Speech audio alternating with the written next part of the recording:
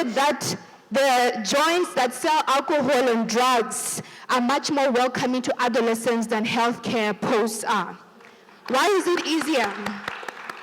Why is it easier for our leaders to fly abroad to access better healthcare than it is for them to invest in improving the healthcare systems in our respective countries? Why is it that our justice system continuously fails victims and survivors of gender-based violence, which is highly prevalent in the region? I mean, right now in my country, you can walk around the streets and you see rapists and murderers. But stock theft, if you steal a car in Botswana, you are in jail the next day. But people are beating and killing women and girls, but they're not being jailed. And these are the questions we need to ask ourselves. Many countries today, especially in Africa, have criminalized FGM, but the prevalence is increasing. So the issue is no longer just legislation, it is now the political and technocratic will to enforce and implement. So let us first acknowledge that the structural, social, religious, and cultural barriers and stereotypes, lack of resources, and sometimes skills constrain them from actively participating in leadership. And for that, we must ask ourselves what can be done to place women's leadership at the heart of the transformative global agenda.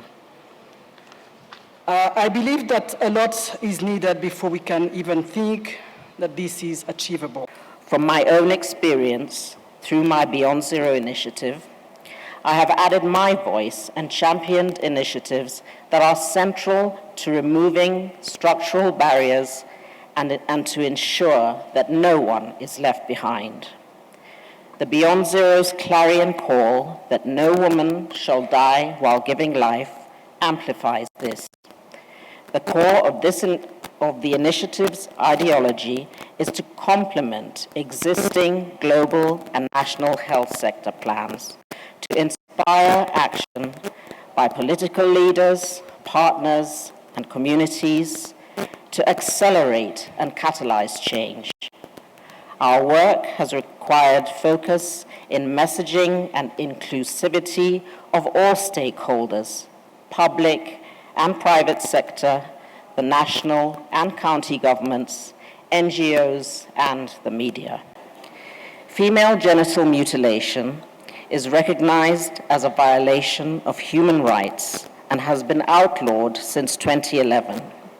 As a result, we have witnessed a considerable decline in many parts of Kenya. However, new emerging practices have necessitated strengthening policy to address the rapidly changing way FGM is performed now, targeting newborn girls and married women.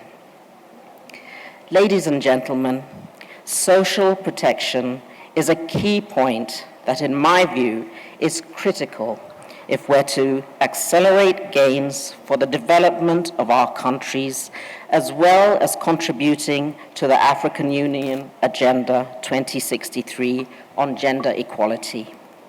We need to reflect on what we can do to leverage our strategic positions to enhance women's access to income and healthcare.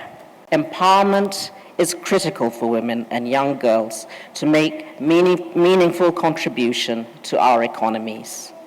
Over the years, Kenya has put in place legal and policy frameworks in line with the ICPD platform for action and the Beijing Declaration to advance gender equality, equity, the empowerment of women, and the elimination of all kinds of violence against women.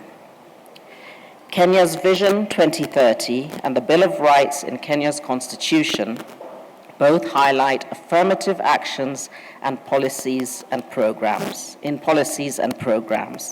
The Constitution also proposes the enactment of laws to enhance equality and non-discrimination.